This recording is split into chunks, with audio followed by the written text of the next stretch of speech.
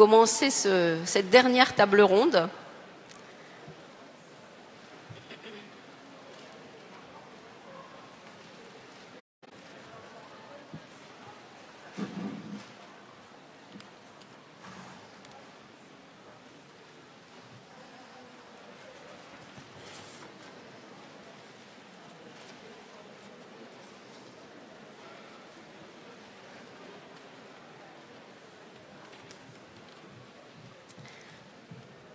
Bien, alors, nous voici presque au terme de ces 2 jours et après les principes, l'histoire, la sociologie, l'art et toutes sortes des éléments que nous avons entendus. Maintenant, nous passons au que faire. Et donc, cette table ronde s'intitule Engagement solidaire. Engagement solidaire au pluriel, et vous allez voir que le panel d'intervenants ici est effectivement représentatif d'une pluralité d'engagements. Donc notre question, c'est reprendre un petit peu soit l'histoire, soit les interrogations, les évolutions des différents types d'engagements dans lesquels les protestants se sont trouvés, et donc où, comment, pourquoi des protestants s'engagent-ils dans la société où ils vivent, que défendent-ils, avec qui, avec quelles convictions, pour quelles actions. Et nous allons d'abord dans un premier temps entendre un premier rapport de nos intervenants, et puis ensuite on relancera entre eux le débat sur un certain nombre de questions qui pourront apparaître. Alors, nous entendrons successivement François Dermange, donc professeur d'éthique à la faculté de théologie protestante à Genève. Je lui laisserai le soin ensuite de voir dans quel chemin il va nous emmener. Ensuite, Jean Fontanier, secrétaire général depuis 2011 de la FEP, la Fédération d'entraide protestante, une multitude d'engagements et d'actions sociales dans différents terrains. Martin Kopp, qu'on désigne parfois comme le théologien de l'urgence climatique, auteur d'une thèse sur la décroissance et la foi chrétienne. Et donc là, nous aurons un autre champ d'investigation. Et puis Didier Sicard, donc médecin, professeur, qui a été président du Comité national d'éthique de 1999 à 2008, et l'auteur entre autres d'un que sais-je sur l'éthique médicale et la bioéthique. Donc là, nous entrons encore dans un autre champ. Frédéric Harry, qui est maître de conférence à Paris 4 en études nordiques et qui travaille sur les associations religieuses en Scandinavie, donc elle nous emmènera ailleurs. Et Philippe Kabongo,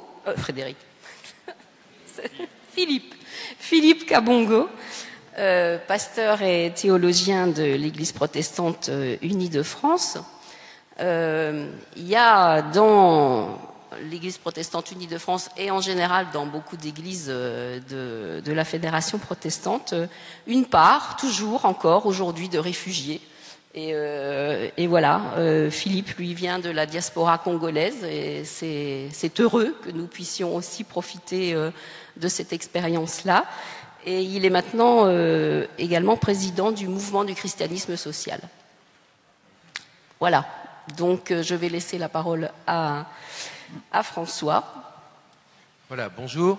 Donc ce que je voudrais faire brièvement, c'est à la fois revenir sur les raisons de l'engagement.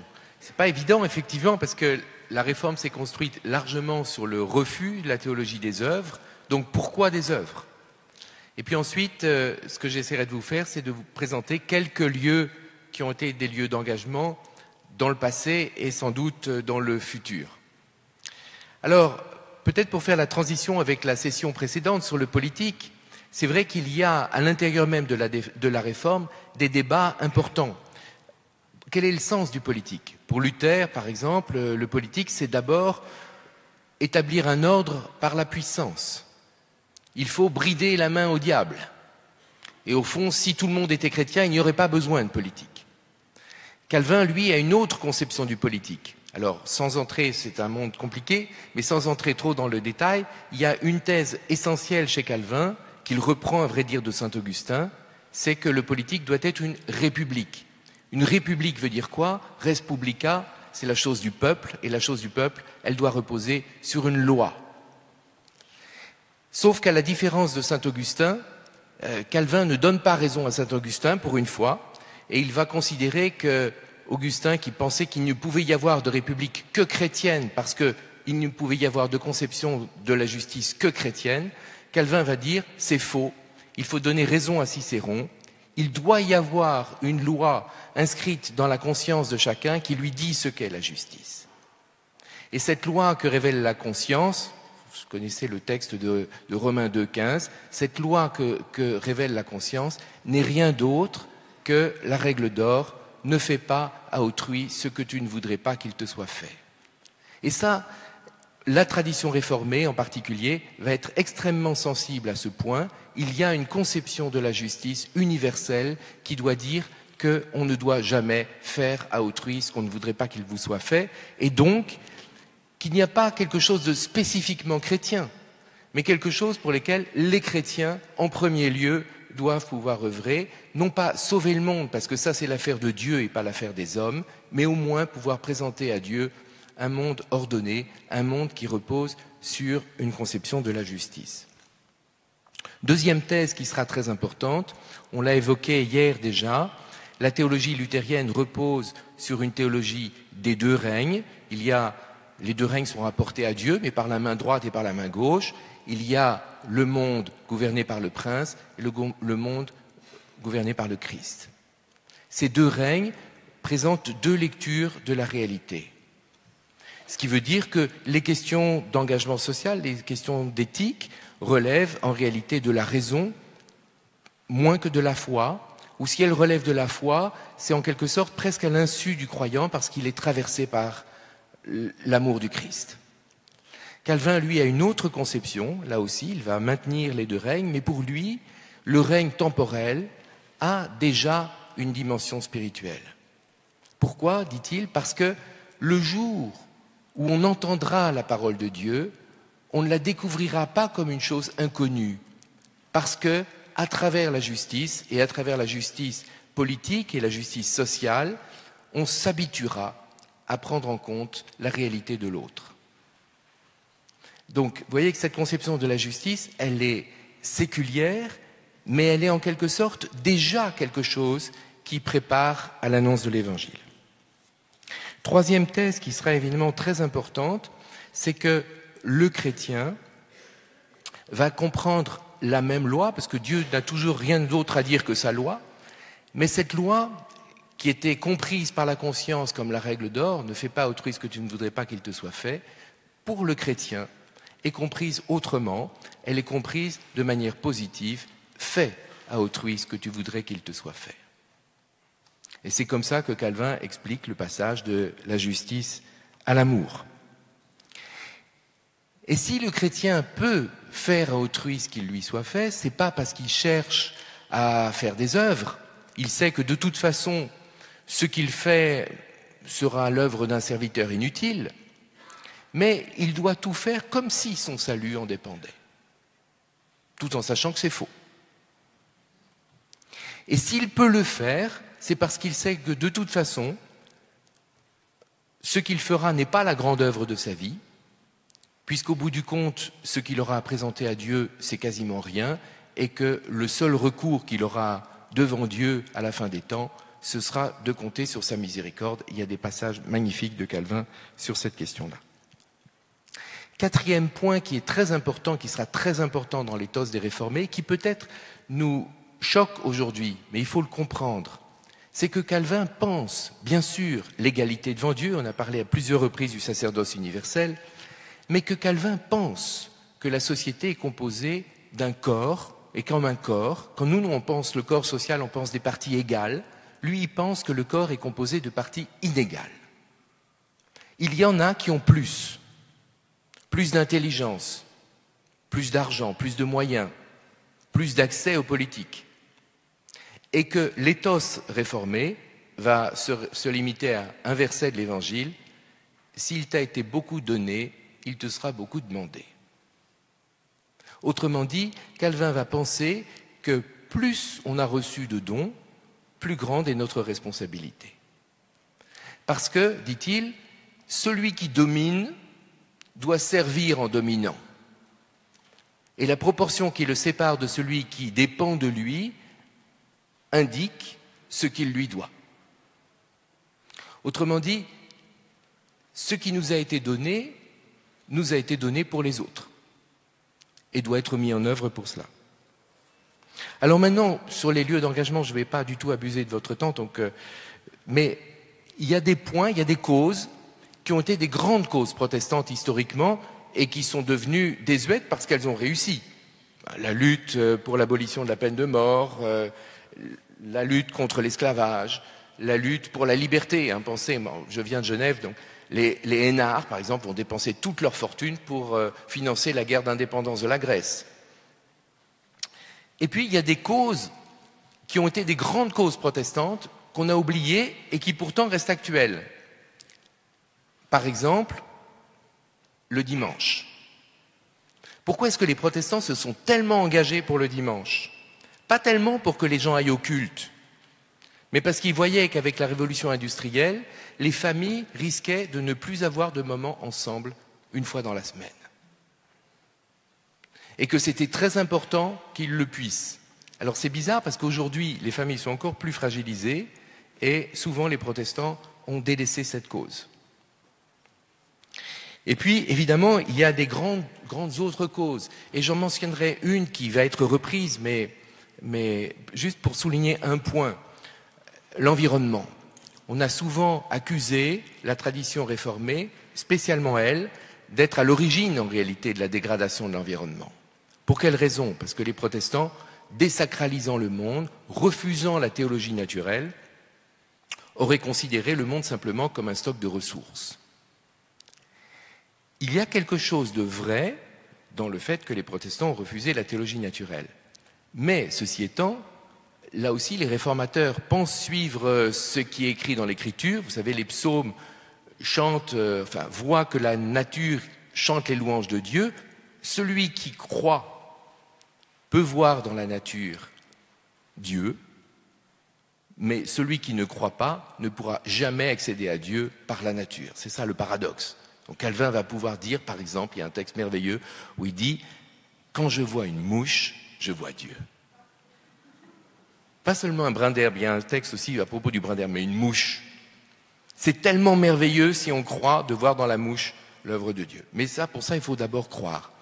Mais surtout, le point sur lequel je voudrais insister, c'est que bien souvent, nous savons beaucoup de choses, par exemple sur la dégradation de l'environnement, comme sur d'autres questions comme l'immigration. Et souvent, nous ne faisons rien. Pourquoi? Parce que ça veut dire qu'il ne suffit pas de savoir, que la connaissance ici n'est pas la clé de l'action. Qu'est-ce qui est la clé de l'action? Eh bien, Calvin va dire que c'est l'imagination. Pourquoi? Parce qu'il va dire, regardez ce que disent les prophètes sur la création des cieux nouveaux et de la nouvelle terre. Comment est-ce qu'on peut imaginer que le monde puisse être autrement qu'il n'est? Que même, dit-il, le fer soit transformé en autre chose que le fer. Si nous avons cette capacité d'imagination, alors la capacité d'imagination peut transformer le réel. Et il le dit, au fond, ce qui est au cœur de la foi chrétienne, la résurrection, ça n'est qu'une imagination. Nous ne savons pas ce que ça signifie d'autre que ce que nous pouvons en imaginer.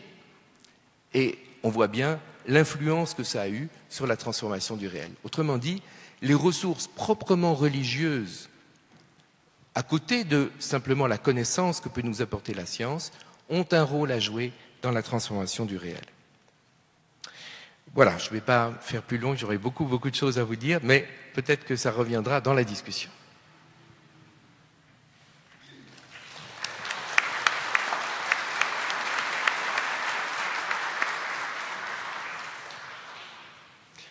La vraie difficulté, c'est de mettre tout ça en œuvre. Voilà. Et donc, nous sommes là, nous, au sein de la Fédération de l'entraide protestante, et avec tous les gens engagés dans cette traduction de ces idées qui s'entrechoquent et qui viennent dans le réel se percuter et parfois se poser fortement. Alors, j'ai choisi de parler avec vous d'une question qui me semble emblématique, qui est celle de la question de l'étranger. L'étranger, pourquoi? Parce que c'est l'autre, c'est l'alter. Donc l'autre, dans l'autre, nous voyons le visage de Dieu, et c'est à la fois notre quête et à la fois notre impossibilité, puisque c'est à la fois un miroir et à la fois une difficulté de traduction de ce miroir-là. Donc, c'est la question du choix de l'étranger, pour vous parler ce soir rapidement, c'est aussi parce que c'est emblématique de la tension paradoxale qu'il y a aujourd'hui, à la fois dans le monde mais dans l'action. C'est-à-dire que l'étranger, c'est à la fois le voisin, c'est à la fois l'ennemi. Dans le mot de l'étranger, il y a quelque chose qui en français est troublant. Il y a le mot étrange, alors que dans d'autres langues du monde, en anglais, l'étranger ne porte pas cette dimension de l'étrange. Donc étrange, déjà, ça veut dire la question de la peur et de l'inconnu, en quelque sorte. Donc on a vraiment là une difficulté qui va se mettre en œuvre tout de suite dans l'action. Alors donc, je ne vous parlerai pas d'une action centrale qui a lieu chez nous actuellement, qui est la constitution de la plateforme protestante pour l'accueil des réfugiés, mais je tournerai un peu autour de ce dispositif pour m'appuyer sur quelques éléments que je vais vous donner. Enfin, en quelques mots, la plateforme protestante pour l'accueil des réfugiés, c'est depuis 2014 à peu près 500 personnes, un peu moins, accueillies, notamment des réfugiés donc accueillis chez les particuliers, hein, voilà, donc accompagnés par des structures, par des collectifs locaux, 67 collectifs en France qui accompagnent ces réfugiés qui accompagnent les hébergeurs et qui accompagnent les réfugiés pour qu'ils s'intègrent, puisque la finalité c'est que évidemment ils s'intègrent dans la société française. Et donc je voudrais surtout vous décrire autour de la question de l'étranger ce qui se passe notamment en termes de dynamique de la rencontre, c'est-à-dire par quoi ça commence et jusqu'où on va dans cette dimension et en quoi ça éclaire la question de l'engagement solidaire. Au départ, il y a la peur, évidemment, comme pour tout le monde, étranger, inconnu, la langue qui est quelque chose de très important, vient nous percuter et vient dire à celui qui a la tentation d'accueillir, je ne sais pas, il est différent de moi, est-ce qu'il me menace et pourquoi je n'arrive pas à rentrer en contact avec lui, en fait, même s'il est l'alter, le voisin. Voilà. Donc il y a la peur et au départ, donc il y a une forme d'effort à surmonter cette peur. C'est-à-dire le premier acte, il est celui de dépasser la réaction première pour essayer d'avancer. Et la deuxième étape que nous constatons, c'est la montée de la curiosité dès qu'on commence à mettre en contact. Alors par exemple, dans l'accueil des réfugiés, vous voyez, on donne des Skype, on fait des relations Skype entre le réfugié qui n'est pas encore arrivé et l'hébergeur qui va arriver. Donc on commence à s'appeler, il y a les traducteurs, on présente les enfants. Alors quand on présente les enfants tout de suite, il y a un lien très fort qui se fait. Et donc cette montée de la curiosité se fait, hein, c'est vraiment une montée de la curiosité anthropologique, j'allais dire, parce que on découvre dans l'autre que malgré le fait qu'il ait un nom bizarre et qu'il parle pas la même langue, finalement il est assez semblable, hein. La couleur de peau est pas si éloignée d'ailleurs, et puis on commence à l'oublier, la couleur de peau, au bout d'un moment. Donc il y a une montée de la curiosité qu'on observe très bien chez les familles qui accueillent. Voilà. Et donc la suite, c'est éminemment la rencontre, quand les réfugiés vont arriver ici, quand l'étranger va arriver, et là, il y a à la fois beaucoup d'appréhension, beaucoup de tension, et puis très vite, une fluidité de la rapport, c'est-à-dire qu'en gros, l'humanité est à l'œuvre, là, et quelle que soit les nationalités, les positions, les gens commencent à s'apprécier, à se reconnaître, à voir qu'ils ont la même constitution et qu'ils ont pratiquement les mêmes besoins. Et donc là, avec cette rencontre, c'est la compréhension, la montée de la compréhension politique de ce qui se joue, en fait. C'est-à-dire que tous ces gens qui sont à l'œuvre dans un effort d'accueil de l'étranger, au bout d'un moment, accède à une compréhension plus large de la simple rencontre, mais une compréhension de dimension du monde et des enjeux qui se passent autour de ça. Et donc, cette compréhension, cette rencontre évolue également sur la question du partage. Là, nous sommes déjà dans un développement qui interroge, qui dit pourquoi est-il plus pauvre que moi et pourquoi ce dentiste syrien, enfin ce Syrien à côté de moi qui était dentiste, pourquoi a-t-il tout perdu alors qu'il est semblable, il a eu les mêmes formations que moi et il avait un même niveau de vie que moi, donc il vient de...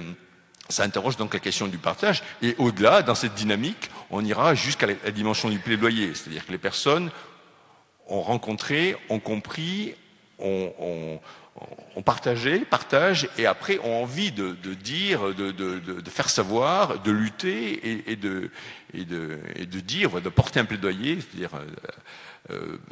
pour dire qu'est-ce qu'il faudrait faire. Donc il y a cette gradation de l'action et de la dynamique de la rencontre. Et dans je voudrais aborder la dimension de la compréhension de ce qui se joue dans cette rencontre. C'est plutôt autour de la question du vivre ensemble qui est celle qui nous porte. Quand nous essayons de mettre en œuvre ce que mon voisin vient de dire, c'est-à-dire à savoir cette compréhension du monde et de notre finalité, comment pouvons-nous ici et maintenant, parce qu'il s'agit uniquement de le faire que maintenant, ce royaume a commencé maintenant tout de suite en place, comment pouvons-nous contribuer à ce qu'il soit un peu plus cohérent, un peu plus chaleureux, un peu plus doux et un peu plus joyeux. Et donc, cette contribution à la compréhension du vivre ensemble, elle s'appuie évidemment sur la dimension de la fraternité. C'est un mot dont on a parlé beaucoup aujourd'hui, hein, qui est peut-être le plus difficile, le plus laissé à l'abandon de notre République, de notre devise républicaine, mais sur lequel nous nous appuyons, nous beaucoup, pour essayer de dire qu'est-ce que c'est que la fraternité. Alors, être frère avec quelqu'un qui parle la même langue, qui parle pas la même langue, qui n'a pas la même couleur de peau, pas la même religion, etc. Au départ, on est là dans cette dynamique, c'est compliqué, mais elle arrive cette fraternité quand on a descendu tout le processus toute la dynamique que je décrivais tout à l'heure. En tout cas, elle sert à la question du vivre ensemble. La question du vivre ensemble va toucher fondamentalement cette question de fraternité. Et au-delà, si nous parlons théologie ou si nous parlons foi, ce qui arrive beaucoup dans nos foyers entre des familles accueillantes protestantes et des réfugiés musulmans, la question du même père, hein, à partir, parce que là, il y a beaucoup de discussions autour de la table et du petit déjeuner, j'en suis témoin, autour de la question de si nous sommes frères, qu'est-ce que ça veut dire avoir le même père? Donc ça, évidemment, qui est le père de nous tous? Donc là, c'est intéressant d'avoir cette discussion. Elle interroge cette question du bien commun. Qu'est-ce que nous partageons ensemble, au fond? Est-ce qu'il nous faut mettre des frontières? Là aussi, cette question arrive dans le débat obligatoirement parce que l'étranger est séparé de nous, notamment par des frontières politiques et géographiques, mais est-ce que nous ne pouvons pas, avec les moyens d'aujourd'hui et au-delà, un peu absoudre ces frontières, en tout cas plutôt les éliminer ou les effacer un tout petit peu? Donc elle interroge cette question de la frontière, hein, et qu'est-ce qui nous est bien commun, qu'est-ce que nous partageons, et au-delà, elle interroge aussi sur la question de l'ouverture au monde, c'est-à-dire pourquoi avons-nous peur finalement de l'étranger, puisque si nous sommes un peu frères, si nous sommes un peu semblables, si nous arrivons à dépasser les questions de langue et de compréhension, finalement, on peut arriver à construire un vivre ensemble, donc une compréhension globale du monde. Et donc, ce travail que nous faisons autour de l'étranger me semble très important pour que nous puissions accéder, à une compréhension du monde global. Et au-delà de ça, à des outils qui sont la laïcité, c'est-à-dire que la laïcité, on en parlait tout à l'heure, est un véritable outil de partage du bien commun, de la société ensemble, et qu'il nous faut en permanence la réactualiser et la remettre en scène pour qu'il n'y ait pas de questions de religion, j'allais dire, autour de la laïcité, puisque nous disons systématiquement que nous sommes une association laïque, ce qui interroge beaucoup les protestants. On a beaucoup de questions en disant mais pourquoi vous vous déclarez laïque? Donc nous sommes dans cette tension-là d'explication de notre appartenance confessionnelle et à la fois de notre relation au monde, qui est une relation laïque et qui comprend toutes les confessions, et du respect des confessions.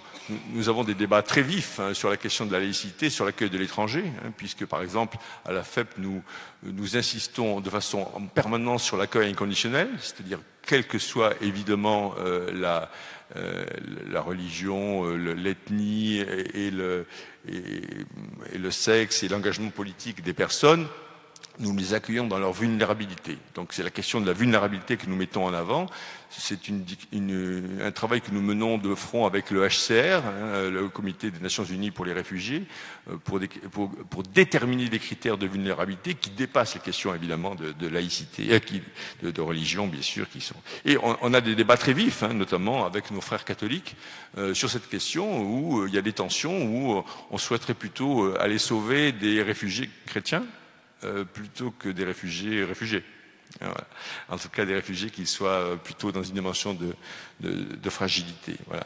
Et donc, voilà, pour rebondir un peu et pour terminer mes propos, je faisais référence aussi cette question à ce qui s'est dit tout à l'heure et le travail qui est fait sur la question de l'étranger, chez nous mais ailleurs également, elle participe à cette traduction de la société. C'est-à-dire que dans nos collectifs ici, il y a des groupes de gens qui le matin viennent avec les exclus que sont les réfugiés et les autres aussi, pour traduire la société, pour prendre le journal et pour descendre le sommaire du journal, article après article, pour essayer de traduire à ceux qui ne comprennent pas très bien quelle est peut-être une vision commune de la société.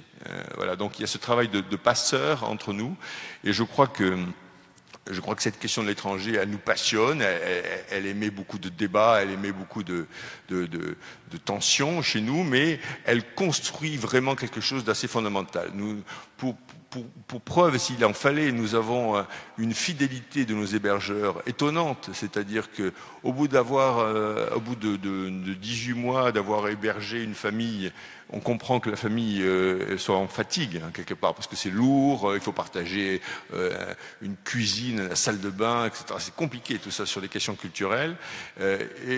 Après qu'il soit passé 1 an, 2 ans de pause, si je peux dire, les gens nous retéléphonent en disant c'est pas mal votre histoire. Alors on aimerait bien des Irakiens cette fois-ci, si vous pouvez nous donner ça, parce que on a apprécié le fait d'avoir été en partage avec des étrangers. Donc voilà, il y a quelque chose qui se joue et qui vraiment aide aussi les personnes engagées à être des porteurs demain de partage, de plaidoyer de justice, de compréhension du monde. Demain, l'étranger, c'est aussi celui qui aura été, mon voisin va en parler tout de suite, qui auraient été victimes des problèmes climatiques. Les réfugiés de guerre aujourd'hui, c'est rien par rapport à ce qui va nous arriver demain autour des réfugiés climatiques, quand des millions de Bangladais vont aller sur l'Europe parce qu'ils n'auront plus rien pour habiter. Donc voilà, il y a la question de l'étranger, la question de la mise en œuvre de cette question de l'étranger nous semble très très centrale, en tout cas emblématique de ce partage, de cette construction d'engagement et avec des résultats extrêmement chaleureux et favorable. Merci.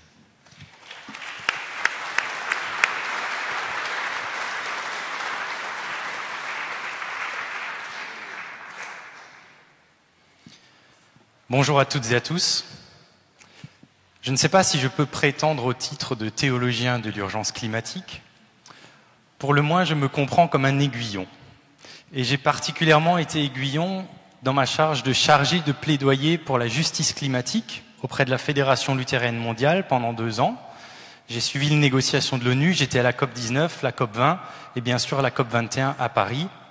Et d'aucuns pourraient se demander si Martin Kopp était prédestiné à... Attention, il faut commencer sur une blague parce qu'avec l'écologie, c'est compliqué de trouver des motifs à sourire. Je ne vais pas lancer le débat de la question de la prédestination, j'aimerais être aiguillon sur 3 points, qui sont 3 pensées où je réagis sur cette notion d'engagement solidaire en lien pas seulement avec le climat, mais plus généralement avec la question écologique. Comment comprendre la solidarité en lien avec la question écologique? Mes 3 petites thèses sont les suivantes. Tout d'abord, l'écologie nous apprend que nous sommes engagés dans une solidarité de fait, que ça nous plaise ou non. Deuxièmement, même s'il y a une solidarité que nous connaissons, la solidarité est aussi quelque chose à reconnaître d'un point de vue écologique. Et enfin, la solidarité est presque quelque chose à conquérir, c'est une solidarité à assumer en responsabilité. Tout d'abord, solidarité de fait. C'est se souvenir que l'écologie est d'abord une science, au sens propre du terme, qui étudie la relation des organismes vivants avec les autres organismes, avec son milieu organique et inorganique. Organique, c'est-à-dire mes relations à moi, être humain, avec les animaux autour de moi, avec les plantes, mais aussi inorganique avec les cycles de l'eau, le cycle du carbone, le cycle de l'azote et du phosphate, bien plus inconnu et pourtant ô combien important, sans lequel il n'y a pas de pousse des plantes et donc pas d'agriculture et donc pas de chaîne alimentaire et donc pas de vie. Donc une relation au sein d'un écosystème. L'écologie est la science qui étudie et qui met au jour le fait que tout être est en dépendance et en interdépendance avec ce qu'il y a autour de lui. L'écologie nous montre que tout est lié. Il n'y a pas en ce monde de vie individuelle au sens le plus singularisant de l'individualité. Pour prendre cette image-là, il n'y a pas d'atomes, il n'y a que des molécules. On est toujours en lien avec d'autres atomes autour de nous. Et pour prendre peut-être un exemple plus concret, plus pratique qui va vous parler, je l'espère, mon frère est professeur de sciences, enfin un de mes 2 frères est professeur de sciences de vie et de la Terre, et il m'expliquait que la biologie s'est aujourd'hui calculé qu'il y a sur vous et en vous 10 fois plus de micro-organismes que de cellules. Alors prenez 2 secondes pour réfléchir à ça. Il y a sur votre peau, dans votre bouche, dans votre estomac, 10 fois plus de non-vous que de vous. Alors bien sûr, c'est une façon de parler. En fait, je ne suis que parce que je suis avec tout ce qu'il y a une vie sur moi, mais au fond, la biologie m'apprend que moi, Martin Kopp, je ne devrais pas dire « je suis Martin Kopp », mais « nous sommes Martin Kopp ». Donc nous sommes à nous-mêmes un écosystème, et penser l'anthropologie comme ça, c'est déjà se penser intrinsèquement en relation et pas comme un individu particulier. Nous sommes donc, c'est ce que nous montre la science écologique, dans un système, un tissu de relations. Nous sommes en solidarité avec le reste du vivant et du non-vivant autour de nous. Cette solidarité, cependant, que nous connaissons, est à reconnaître. En effet, même si dans notre société, la raison et le savoir ont une place éminente, ce que je dis là, peut-être sur les micro-organismes, vous l'avez appris, en tout cas, de façon générale, on ne peut pas dire que l'imaginaire occidental moderne soit un imaginaire qui nous apprend que nous sommes en lien avec ce qu'il y a autour de nous. Nous avons plutôt hérité de la modernité, d'un dualisme, et le mot environnement le montre bien, puisque lorsqu'on parle de l'environnement, qu'est-ce qu'on désigne? On ne désigne pas ce dont nous faisons partie, on désigne littéralement ce qui nous environne, c'est-à-dire ce qu'il y a autour de nous. Personnellement, j'essaie de l'éviter toujours parce que ça sous-entend qu'il y a une différence entre moi et un milieu autour de moi, alors que je suis traversé et que je participe de ce milieu. Il y a donc un travail imaginaire à faire pour reconnaître ce que la science écologique nous apprend. Et les religions, et en particulier le protestantisme, peuvent fonctionner comme un lieu de changement de notre imaginaire. Et je me permets de jouer sur une des étymologies possibles de la religion, puisque le religare, c'est de relier. Alors on pense souvent se relier aux autres, se relier à Dieu, mais dans ce sens-là, c'est aussi se relier, comprendre que nous sommes liés à tout ce qu'il y a autour de nous, ce que nous dirons en vocabulaire théologique, non pas en parlant d'écologie ou d'environnement, mais en parlant de création, de créature et de créateur. Alors, je ne vais pas développer toute une théologie de la création, c'est pas l'objet, mais c'est là le lieu où les chrétiens, et en particulier des protestants, on peut penser par exemple à Jürgen Moltmann, mais il y a eu d'autres et il y a d'autres théologiens, nous apprennent que la différence fondamentale, au fond, c'est pas celle entre moi et l'animal ou moi et la plante et moi et la pierre, mais c'est entre moi et Dieu.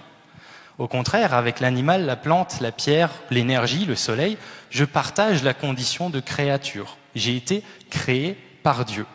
Il y a donc d'abord une identité, quelque chose de commun, et pas quelque chose qui nous sépare. Il y a d'abord quelque chose qui nous rassemble, même si la théologie de la création pense aussi la question de l'homme à l'image de Dieu, donc la spécificité de notre être au sein de cette création. Le protestantisme, donc, peut, avec nos frères et sœurs catholiques, orthodoxes, d'autres confessions chrétiennes, et aussi avec d'autres croyants, parce que vraiment l'écologie, c'est pas seulement quelque chose centré sur les protestants, mais c'est un des lieux clés de dialogue œcuménique et de dialogue interreligieux, et aussi d'action œcuménique et d'action interreligieuse, participer au changement ou à la conversion de l'imaginaire pour reconnaître notre solidarité cosmique, pour le dire ainsi. Enfin, la solidarité est à assumer en responsabilité. Car ce n'est pas simplement étudier le monde, le voir, le comprendre, le reconnaître tel qu'il est. C'est aussi comprendre qu'au sein de ces liens se posent des questions éthiques et se pose la question du bien faire. En l'occurrence, il y a des gens qui le disent depuis longtemps, mais c'est aujourd'hui que ça commence à émerger dans le débat, et en particulier au sein des églises et des églises protestantes. La question écologique n'est pas simplement une question de la protection des oiseaux et des petites fleurs, ce qui est éminemment important. Souvenez-vous que les oiseaux, il n'y en a pas un qui tombe au sol sans que Dieu soit présent, et que Dieu fait croître les lys des champs, donc les oiseaux et les petites fleurs rentrent dans ce cadre. Mais c'est aussi fondamentalement une question sociale, une question de justice, une question de paix. Et ça serait un peu caricatural de dire, ça serait carrément caricatural de dire que l'écologie est la mère de toutes les causes, mais pour le moins, elle est la mère de grandes causes qui nous tiennent à cœur, dont certaines ont déjà été mentionnées auparavant. Autrement dit, il n'y aura pas aujourd'hui d'engagement et d'effectivité de l'engagement protestant en solidarité sur la question de la pauvreté sans lutte contre les changements climatiques, mais pas seulement. Il y a tous les autres enjeux écologiques, la perte de biodiversité, la perturbation des cycles de l'azote et du phosphate, l'augmentation des pollutions, l'acidification de l'océan, etc., etc. Pourquoi ? Parce que la Banque mondiale dit, si on ne reste pas sous les 2 degrés de réchauffement moyen global, d'ici 15 ans, c'est 100 millions de personnes qui retombent dans l'extrême pauvreté. Autrement dit, le petit progrès qu'on a fait en 15 ans, on l'annulera dans les 15 ans qui viennent, et c'est sans parler de ce qui vient au-delà de l'horizon de 2035 ou de 2040. Parler de la question des réfugiés, de la migration forcée, non volontaire. Bon, aujourd'hui, on a une crise migratoire, mais c'est une toute petite répétition gentille de ce qu'on aura dans 50 ans si l'on ne reste pas sous les 2 degrés de réchauffement moyen global. L'ONU estime que ce sont, en 2050, 250 millions de réfugiés climatiques dans le monde. Je ne sais pas si vous vous rendez compte, mais c'est une partie substantielle de l'humanité qui va bouger. La moitié de l'humanité habite à moins de 60 km des côtes de l'océan. 60 millions de personnes, on parlait du Bangladesh tout à l'heure, mais Bangladesh, ils ont probablement aux alentours, en Inde, au Népal, etc. Ça va être compliqué, mais plus proche de nous, ce sont 60 millions de personnes qui bougeront d'Afrique subsaharienne à cause de la désertification. Qu'est-ce qu'on va faire avec 60 millions de personnes ? Donc on a... Et c'est fondamentalement injuste parce que c'est pas des gens qui ont un mode de vie qui émet beaucoup de carbone, qui prennent l'avion pour aller en vacances aux Seychelles et qui ont un smartphone et qui etc. Donc c'est pas eux qui provoquent ces enjeux-là. Pauvreté, migration, on pourrait prendre d'autres enjeux encore. La question écologique précède d'une certaine manière, et c'est pas pour rien qu'il y a une convergence des luttes, pour utiliser ce vocabulaire, parce qu'on se rend compte bien que c'est quelque chose qui nous lie et qu'on ne sera effectif dans notre travail que si on prend cet élément en compte dans notre engagement. Je mentionne aussi, mais sans entrer dans le détail, parce que c'est beaucoup trop large, on est là dans une question de solidarité vis-à-vis des autres êtres humains. Cette question de solidarité mène à la question de la paix. Bon, le psalmiste dit « Justice et paix s'embrassent ». Ce n'est pas pour rien qu'en 2007, le groupe d'experts intergouvernemental sur l'évolution du climat a eu le prix Nobel de la paix, parce qu'on reconnaît que c'est une question de sécurité internationale. Demain, ce sont des guerres sur l'eau, ce sont des guerres sur les ressources de ce fait. Il y aurait la question de la solidarité avec les autres êtres vivants, la question du bien-être animal, la question de la biodiversité. Je les mentionne sans les explorer. Je terminerai en vous invitant à entrer dans une démarche que nous avons lancée de manière œcuménique en France le 16 septembre dernier, puisque avec l'Église catholique, les orthodoxes, le Conseil d'église chrétienne en France et d'autres acteurs, nous avons lancé un label écologique pour les paroisses qui s'appelle Église verte. Donc après l'analyse, il y a comment faire. Eh bien, je vous invite, en rentrant chez vous, à regarder le site égliseverte.org qui vous propose un outil bienveillant, facilitateur, une méthode pour avancer concrètement en paroisse sur cette question-là. Pardon ? Oui, enfin voilà, je termine sur cette invitation-là en disant que, eh bien, pour tout changer, il faut tout le monde, et tout le monde, ça commence par nous en cohérence. Merci.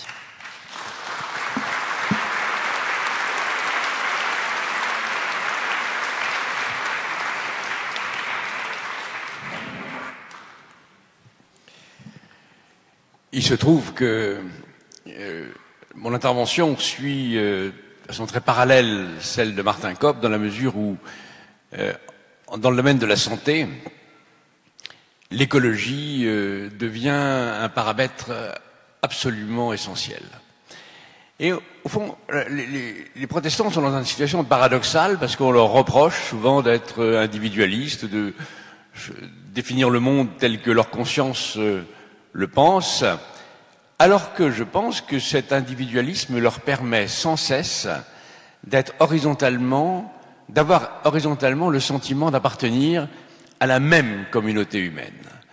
Et peut-être l'exemple le plus frappant dans ma vie, ça a été la fondation de John Bost à Bergerac, qui m'a révélé comment, alors que j'étais médecin avec l'impression que j'avais une connaissance du handicap, mais j'avais une connaissance top-down, John Bost m'a montré que les personnes atteintes de handicap non seulement appartenaient à la même communauté humaine, mais que leur richesse m'apportait quelque chose d'inattendu, d'inconnu.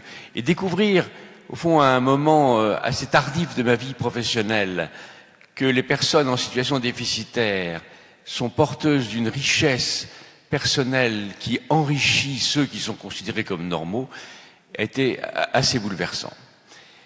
Et en partant de mon expérience rapidement sur le rapport que le président François Hollande m'avait demandé sur la fin de vie, quand je lui ai rendu le rapport, je lui ai dit que on donnait comme titre à cette commission « Penser solidairement la fin de vie » et que pour nous, ce rapport était beaucoup plus une réflexion sur le non-abandon de l'autre, et en particulier de celui qui est dans une situation de la plus grande vulnérabilité, celui ou celle qui va mourir.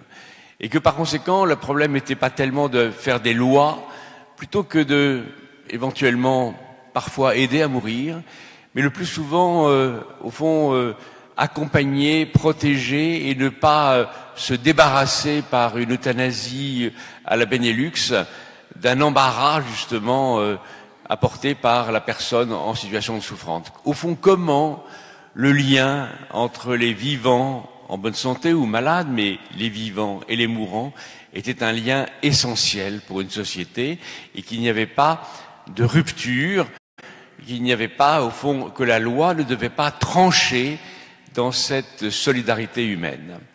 L'autre point qui me touche vraiment depuis de très très longues années, c'est la façon dont l'assurance maladie, dans les années 45, qui était destinée à exprimer la solidarité active des citoyens, et qui demeure encore un privilège unique au monde, nous sommes le pays le plus privilégié dans ce domaine, finit par se défaire, par le retour à une sorte d'individualisme, alors là, de ses droits, de ses avantages. Moi, j'ai cotisé, j'ai droit à, oubliant que l'assurance maladie fait payer les gens en bonne santé pour que les malades puissent en bénéficier. Et je vois se détricoter, se défaire, ce lien qui me paraît pourtant absolument essentiel.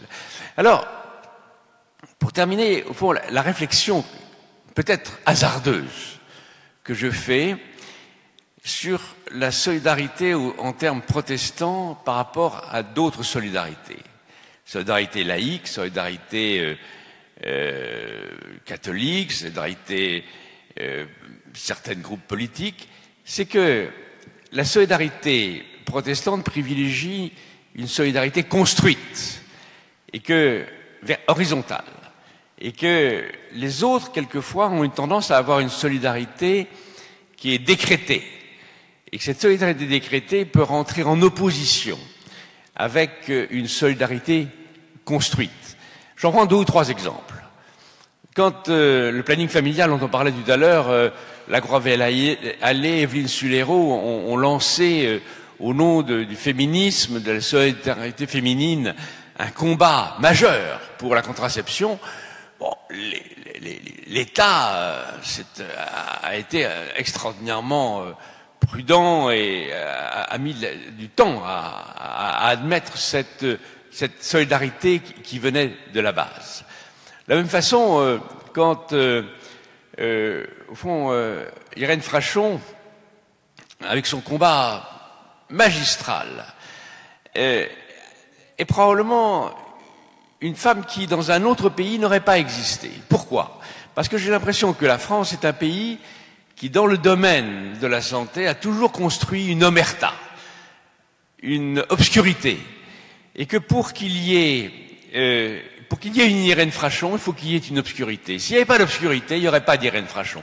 Et dans les autres pays, en particulier les pays du Nord, la transparence est tellement plus grande que pour qu'il y ait une Irène Frachon qui va se battre contre les montagnes, me paraît avoir relativement peu de chances d'exister. Le troisième point, c'est la réflexion que je m'ai toujours interrogée. Pourquoi la réflexion éthique, à la fin du XXe siècle, est arrivée en France?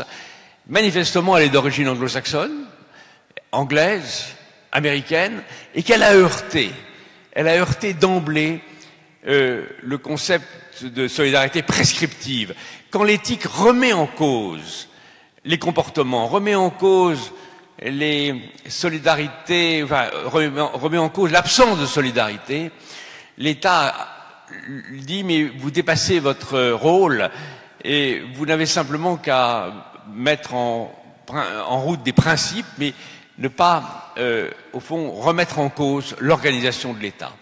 Et peut-être que l'existence du doyen Carbonnier, dont on a relu les écrits à l'occasion du rapport sur la fin de vie, qui avait conscience du danger de la loi, qui, lorsqu'elle est excessive, finit par créer une solidarité prescriptive et non pas une solidarité construite. Et quand il disait aux législateurs « ne légiférer qu'avec angoisse, avec prudence, et s'il n'y a pas d'autre possibilité », je pense qu'il était protestant au sens de la méfiance vis-à-vis d'une loi prescriptive qui se donne le monopole de savoir ce qu'est une bonne solidarité ou une solidarité qui doit être mise à distance. Et je terminerai sur 2 ou 3 exemples. L'exemple de la CIMAD, dont on a parlé à plusieurs reprises, est une solidarité construite, mais une solidarité qui, en même temps, a un dialogue avec l'État difficile, dont le président de la République a rappelé la difficulté, et il était dans ce domaine assez lucide vis-à-vis d'un chef d'État, vis-à-vis de son peuple, comment donner droit aux revendications de la CIMAD sans mettre le feu à l'État, et donc je pense que c'était une parole sage.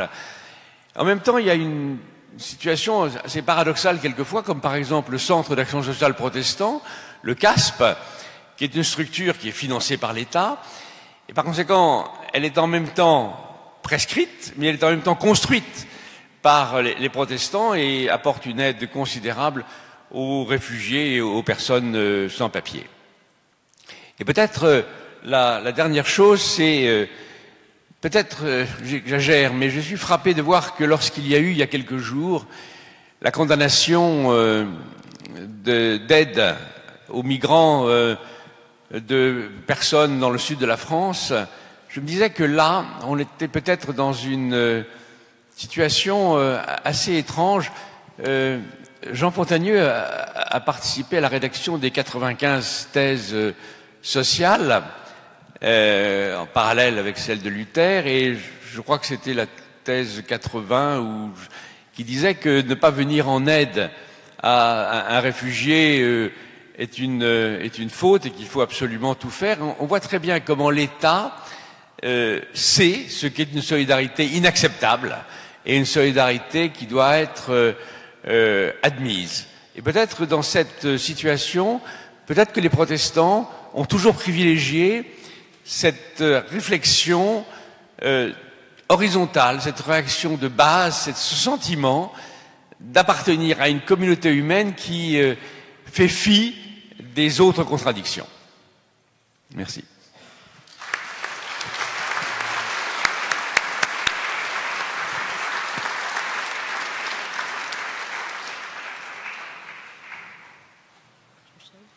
Alors je vais enchaîner après tous ces illustres interventions qui étaient extrêmement intéressantes. Donc on va se déplacer vers le nord, vers la Scandinavie. Et c'est vrai qu'en France, on a toujours une difficulté à décider s'il s'agit de vikings affreux qui boivent le sang de leurs ennemis dans leur crâne, ou s'il s'agit de tout aussi affreux probes protestants, rigides, austères, qui font de la transparence une tyrannie absolue. Bon, la vérité est effectivement entre les deux, bien évidemment. On peut être en désaccord avec un Scandinave sans risquer sa vie, et on peut aussi avoir une vie privée tout à fait respectée. Donc, ce que je voulais vous proposer maintenant, c'est plutôt un regard qui va peut-être se dissocier justement des interventions précédentes, et proposer peut-être un survol historique extrêmement rapide, donc vous me pardonnerez aussi mes raccourcis, sur la formation des mouvements associatifs protestants en Scandinavie et leur évolution récente. Donc cette vitalité associative, qui est extrêmement grande, qui est une des plus fortes au monde, trouve son origine dans le XIXe siècle scandinave, dans un contexte de libéralisation du droit religieux et du droit associatif. Dans cette période de réveil vont apparaître de nombreuses associations qui vont prendre différents visages. Ça va être par exemple des missions urbaines qui vont aider les populations les plus fragilisées des villes scandinaves, qui sont très nombreuses à cette époque-là. Donc pas les villes, mais les populations fragilisées. On oublie que la Scandinavie a été jusqu'à très récemment une région très pauvre et marquée par de très fortes inégalités. On trouve aussi de multiples missions intérieures qui vont se développer au cours du XIXe siècle et donc qui ont pour vocation de réévangéliser la population locale.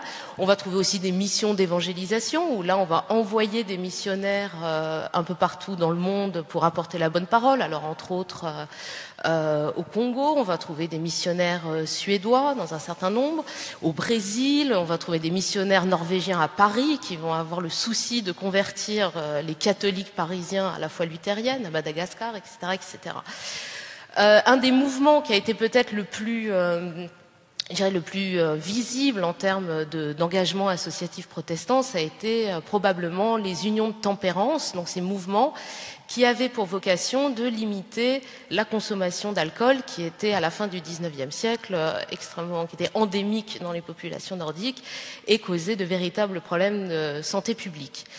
Ces mouvements vont se créer à la fois suite à une influence locale, une inspiration locale, mais aussi avec l'apport de mouvements protestants dits à l'époque dissidents, qui viennent principalement du monde anglo-saxon et qui vont connaître assez rapidement une grande popularité. Alors à la base, les luthériens sont extrêmement sceptiques à l'égard des mouvements de tempérance, parce qu'ils considèrent qu'il s'agit de pure hypocrisie et qu'au final, on prône le salut par les œuvres.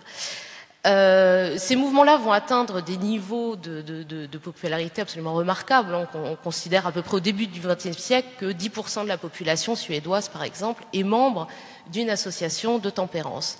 Alors ils vont organiser des défilés, ils vont organiser des chorales, des rencontres pour éviter, en fait, notamment aux populations ouvrières, de tomber dans l'alcool.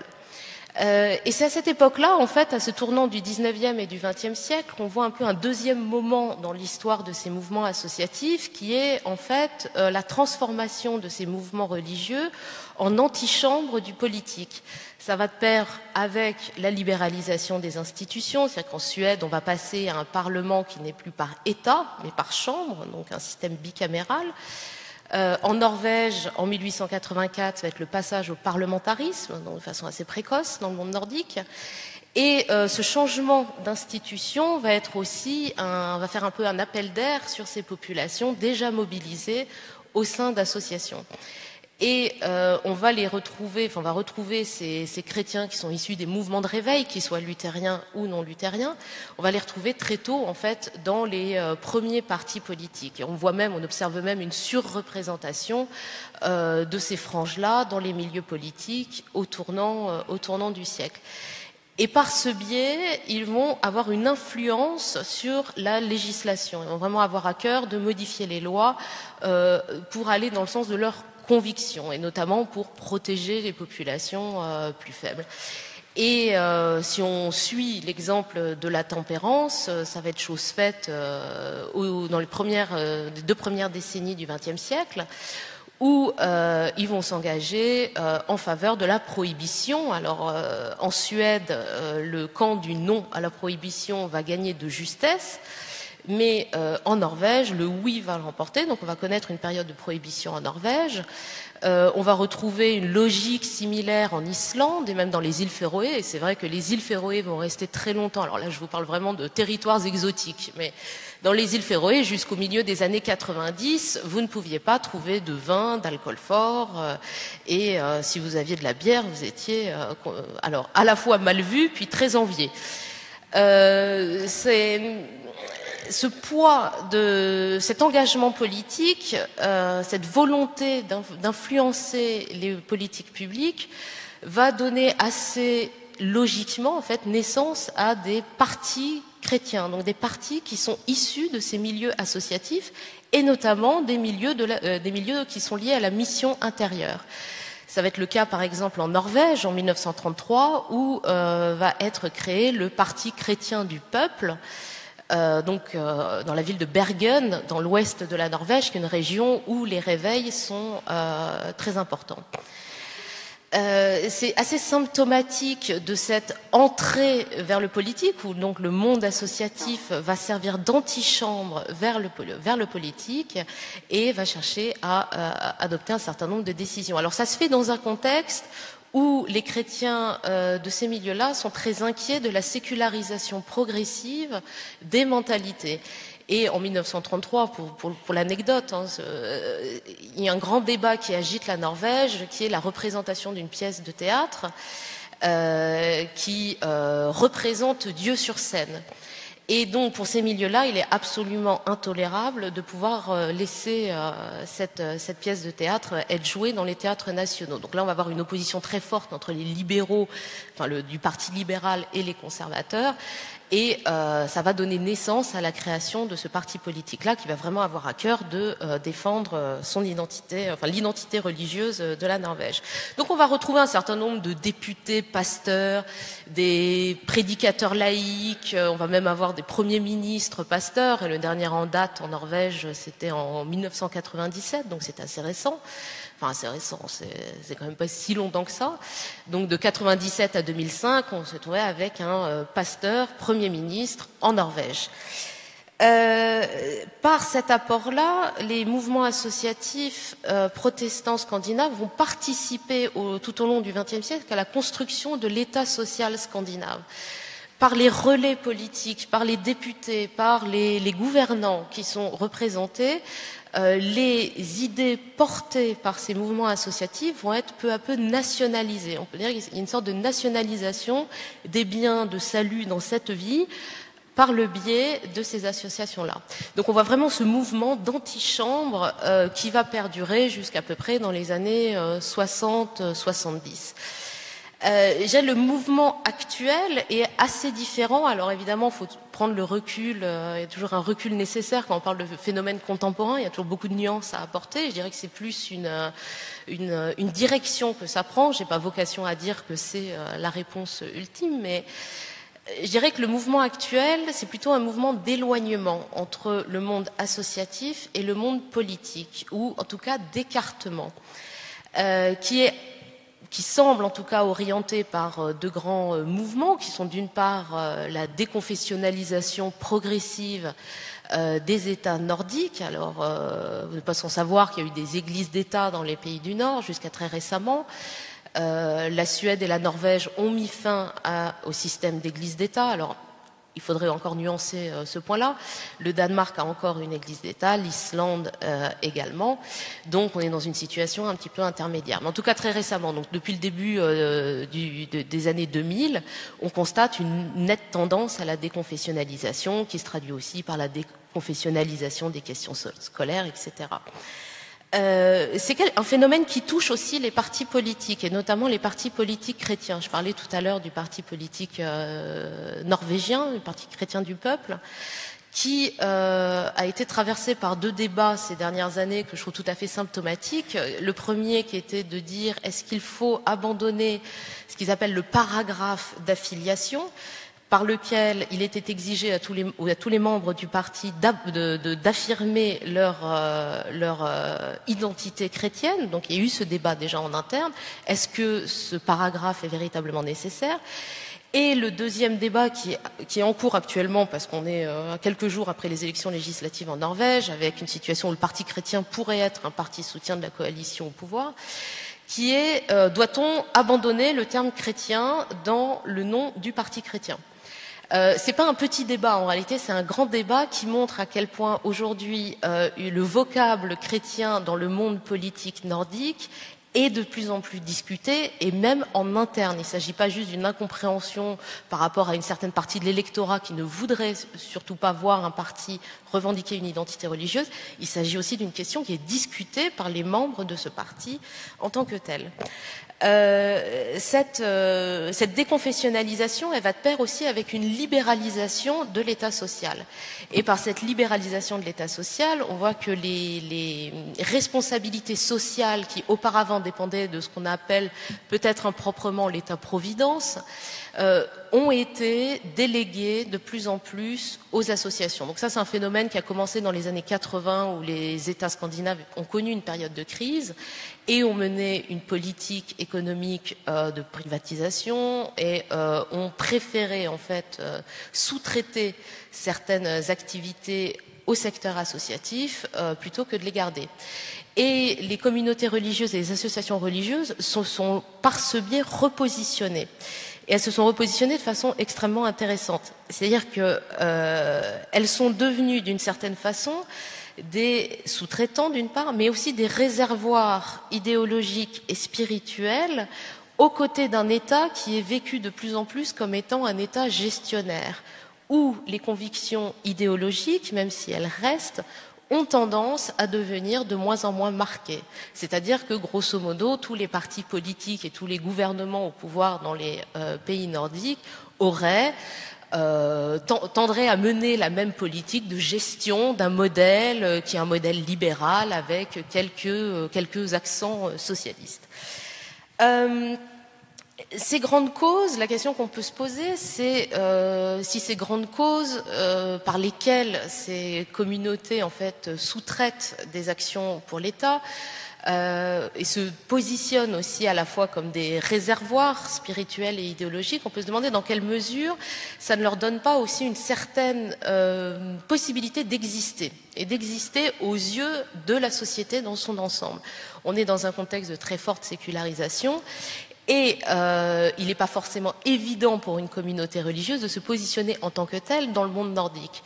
Et cet engagement associatif, alors je pense notamment aux causes comme le climat dont il a été question, ou les causes comme l'accueil des réfugiés dont il a été aussi question, ne sont pas une certaine façon pour ces communautés-là de gagner en fait un nouveau rôle, de se positionner différemment et de regagner des lettres de noblesse dans la société civile.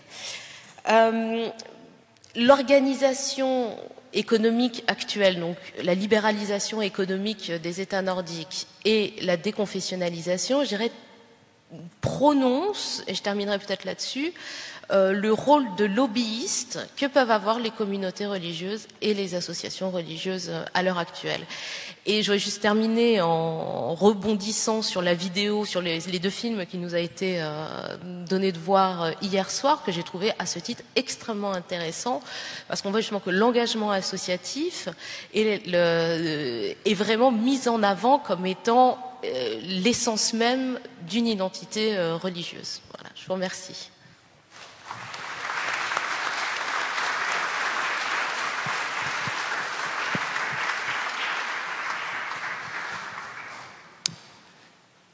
Voilà. Je voudrais d'abord dire que je serai un peu décalé par rapport à tout ce que nous venons d'entendre, parce que je souhaitais interroger ce qui est au-delà de la solidarité sans la décrire. Peut-être aussi qu'il y a une conviction qui me traverse vers la fin de ce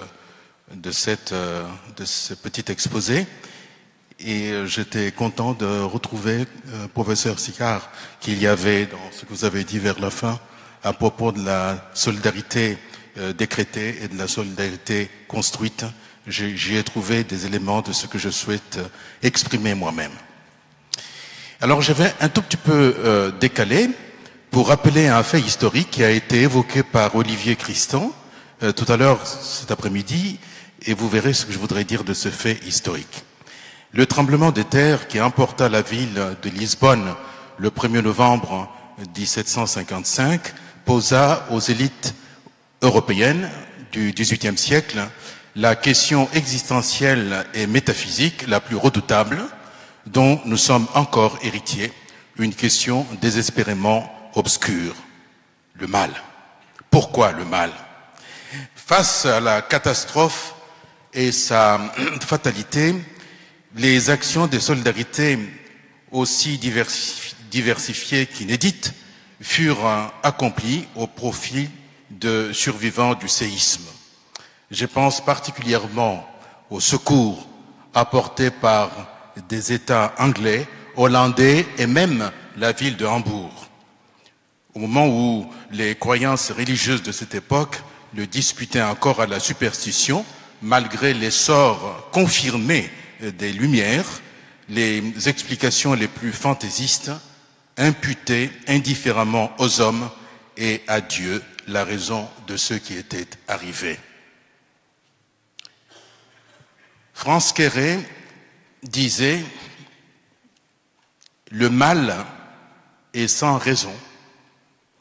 Chercher à l'expliquer sous cette forme de fatalité, c'est moi qui ajoute, ou sous une autre, c'est déjà le justifier. » Devant les décombres et les restes de morts dans Lisbonne, les premiers secours montrèrent le sens et la portée de ce que nous appelons aujourd'hui l'urgence humanitaire. Si, en bien des cas, le mal ne s'explique pas toujours, il s'agit d'abord de le combattre, de récuser sa prétention à nous désespérer. C'est sous ce signe que je verrai le premier visage de la solidarité. Qu'est-ce que c'est que la solidarité? La définition informelle du mot importe peu. Au regard de la catastrophe de Lisbonne, les capacités d'humanité dont le roi d'Angleterre a fait preuve, la réactivité des autorités hollandaises et hambourgeoises, mais aussi espagnoles, je dois ajouter, ont témoigné de ce sens profond de la solidarité, un sens dont nous ne rendons pas toujours compte, un sens dont nous rendons peu compte. Il y a toujours plusieurs sortes de solidarité, ça a été évoqué. Solidarité concrète, organique, institutionnelle et même mémorielle comme ces 2 jours. Face aux catastrophes naturelles, face à l'effondrement intérieur par exemple, la solidarité qui m'intéresse, c'est la capacité d'être aux côtés de seul ou de celui qui est seul. Être aux côtés de celle ou celui qui est seul. Au milieu de la dévastation des ruines, des traces encore vives de mort, les secours et les aides ont une valeur presque sacramentelle. Ils réfigurent la désolation et donnent à voir à celui qui est seul, qui se sent infiniment seul, le chemin d'une espérance, l'horizon d'un relèvement. C'est donc la solidarité est d'abord et avant tout le fait d'être aux côtés, voire du côté de celle ou celui qui est seul, alors la solidarité est une lutte et non pas simplement de la bienfaisance, si justifiée soit-elle. La solidarité, c'est travailler pour que ce qui est solide chez chacun, chacune de nous, le demeure. De telle manière que la personne dévastée ne soit pas exclue de son humanité, de ce qui, en elle, ne pourrait être aliéné ou perdu. Tout ce qui sort autrui de son humanité est le contraire de la solidarité. Nous connaissons que trop bien les ravages de paternalisme, mais aussi de fraternalisme, selon le mot d'Aimé Césaire. Face au mal et au malheur, la solidarité est finalement un acte de protestation.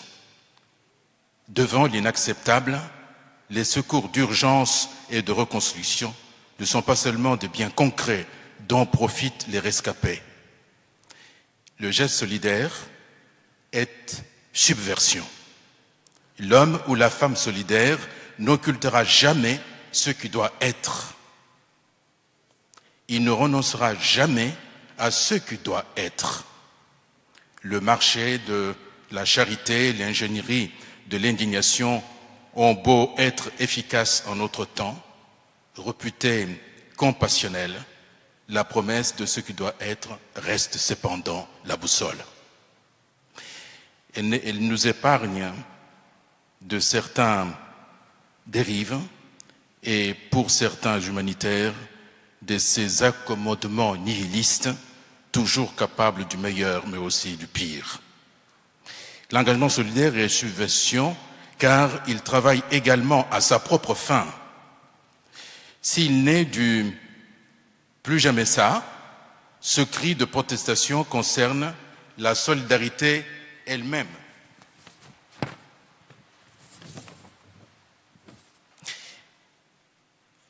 Ce qui fait de la solidarité, ce qui fait que chaque fois la solidarité est toujours un engagement singulier, contextuel, ajusté.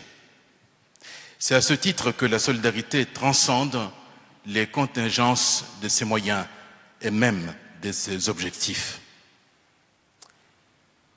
Je termine, peut-être que certaines des choses que je viens de dire appelleront des précisions dans l'échange. Solidaire des hommes et des femmes, témoin d'un Dieu toujours secourable, quand nous protestons pour Dieu, nous renouvelons chaque fois le cadre de vérité de la protestation en faveur de l'humain. Je vous remercie.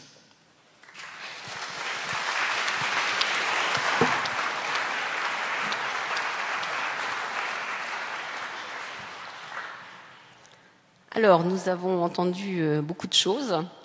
Je dirais que nous avons... Enfin, moi, j'ai entendu des choses sur le climat, sur l'accueil des réfugiés, sur la santé, donc des questions qui sont des grandes questions pour notre aujourd'hui.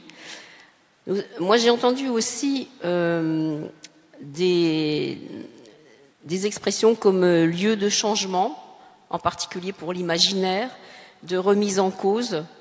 On a aussi construit cette tension entre solidarité inacceptable et solidarité admise.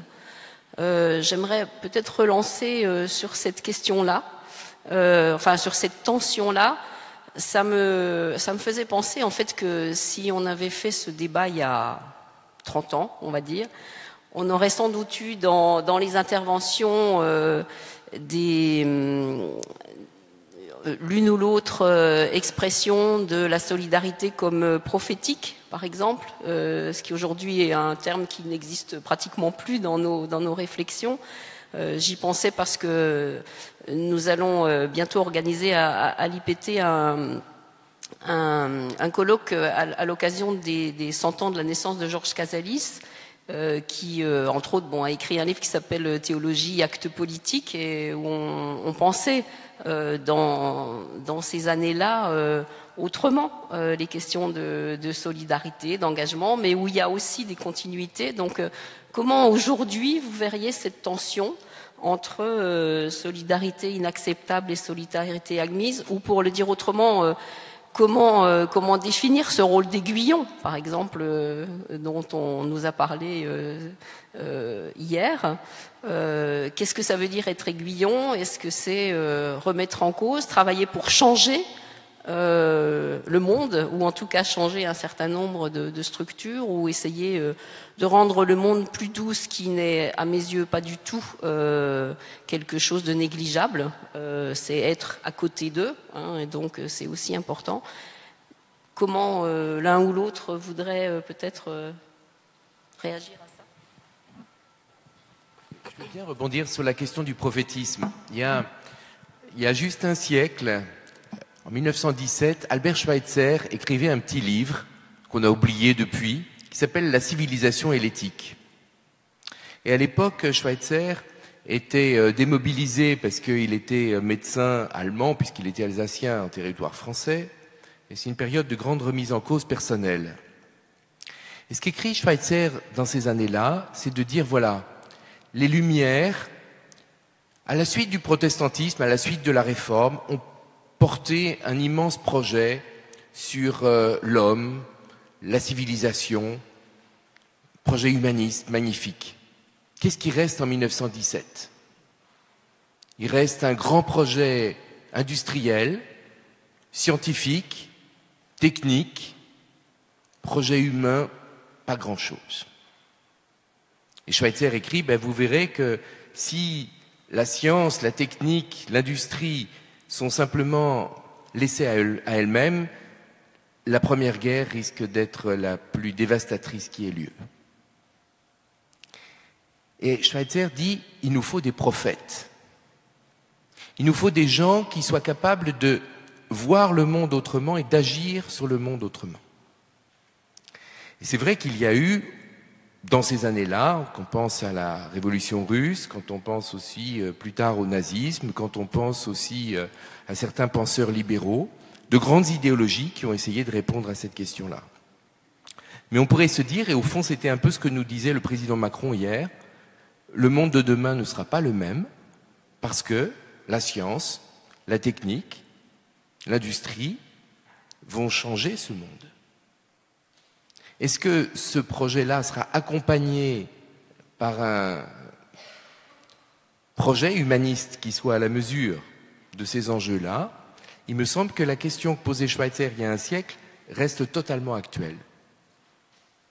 Et donc, personnellement, moi, ce que j'attends de mes frères, c'est d'être capable de poser aussi des gestes prophétiques. Et peut-être ce qu'il y a dans ma prière, c'est aussi qu'il y ait, que Dieu suscite des prophètes.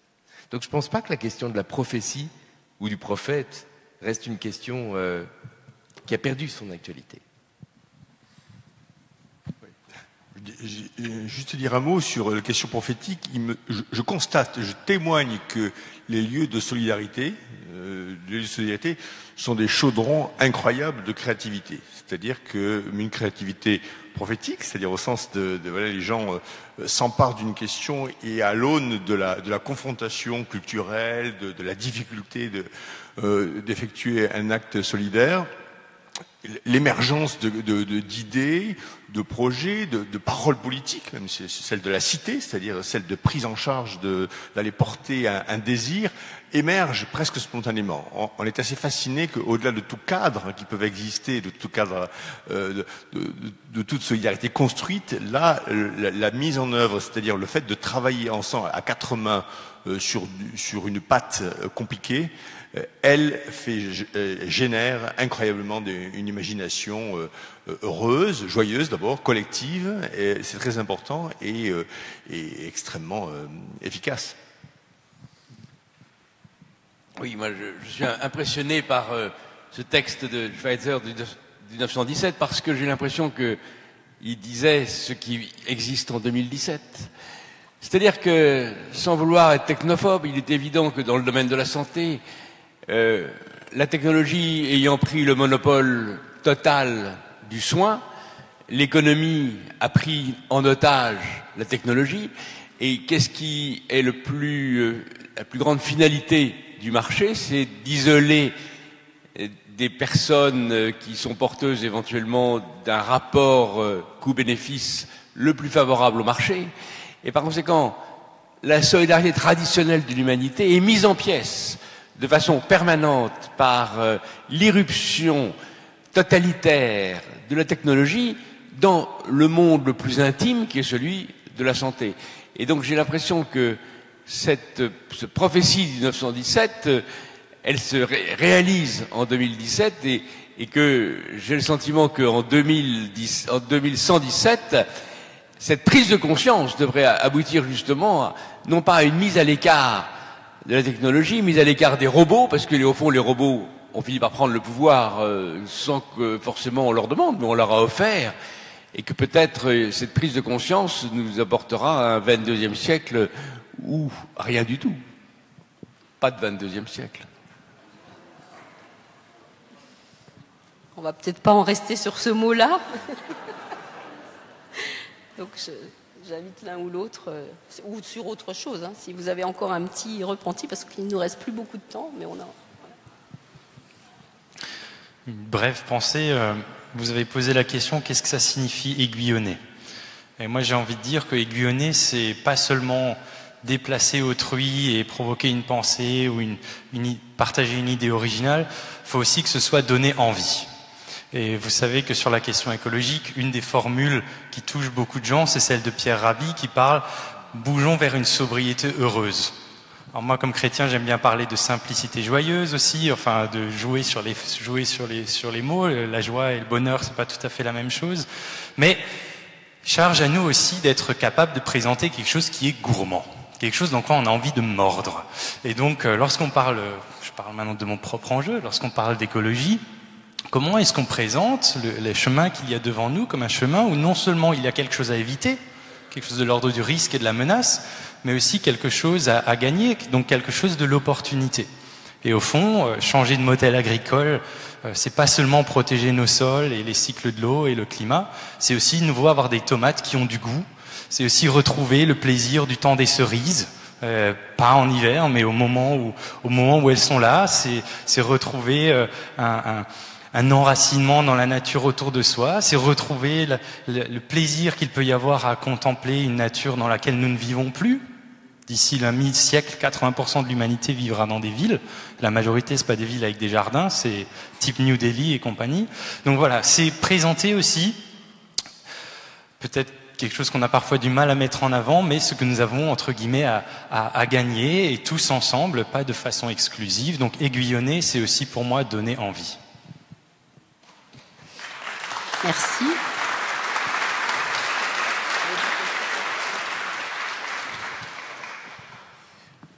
Oui, je pense en effet que ce qu'a dit Albert Schweitzer sur cette question, notamment quand vous l'avez rappelé, est effectivement un défi énorme pour nous aujourd'hui. Mais en même temps, dans le contexte de l'époque, l'humanisme dont il a témoigné et ses intuitions très avant-gardistes sur le plan notamment de l'éthique écologique n'ont pas toujours été comme ça très transparent et très immédiatement acceptable par tout le monde.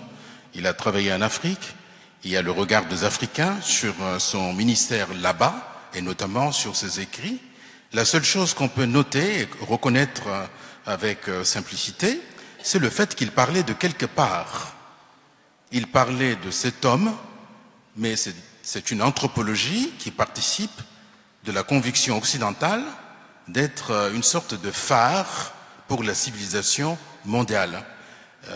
Et je pense qu'aujourd'hui, par rapport à ces mutations vertigineuses vers lesquelles nous tendons, et surtout quand on voit comment ces mutations vont être bientôt, c'est déjà bientôt avec nous, des fonds de commerce, des réalités économiques vraiment gigantesques, il y a de quoi avoir peur.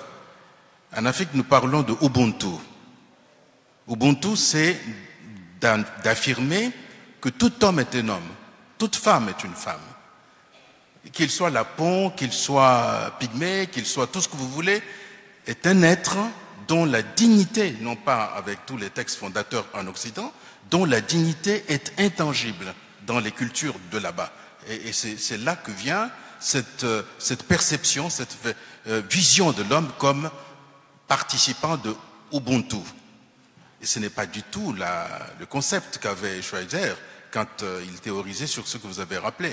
Et par rapport à ces défis énormes, technologiques et autres, c'est quelque chose qu'on regarde avec énormément d'angoisse, parce que qu'est-ce que devient l'homme au singulier et l'homme tout court par l'humanité partagée devant cet horizon? Juste pour ajouter un mot, effectivement, je ne pense pas que ce soit la peur qui était la pointe de Schweitzer. Hein. La pointe de Schweitzer, ça ne veut pas dire non plus qu'il faut reprendre simplement la réponse de Schweitzer. Mais la pointe de ce qu'il voulait dire, c'était de retrouver une capacité d'émerveillement. De retrouver, hein, c'est l'expérience qu'il fait devant ce troupeau d'hippopotames sur le fleuve, de dire mais la vie est extraordinaire. Et pourquoi est-ce qu'on ne s'inscrit pas dans ce mouvement de la vie? Alors lui, il le faisait aussi avec son regard de pasteur, de médecin, etc. Aussi les ambiguïtés de là d'où il parlait, de cette civilisation occidentale qui oserait parler aujourd'hui de la civilisation avec au singulier, etc.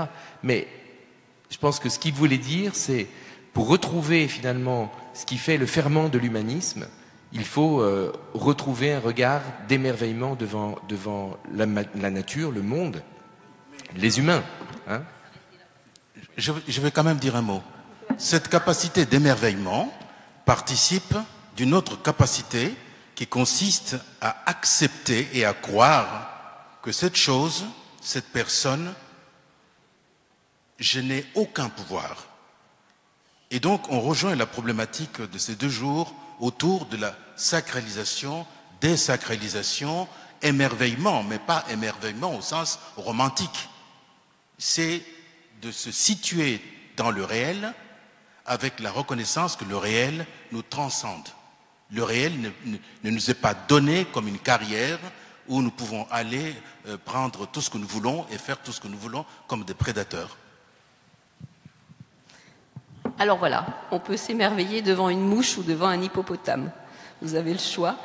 Mais le travail reste abondant et les ambiguïtés et les questions continuent. Mais nous allons nous arrêter là pour cette table ronde. Merci beaucoup à tous et à toutes.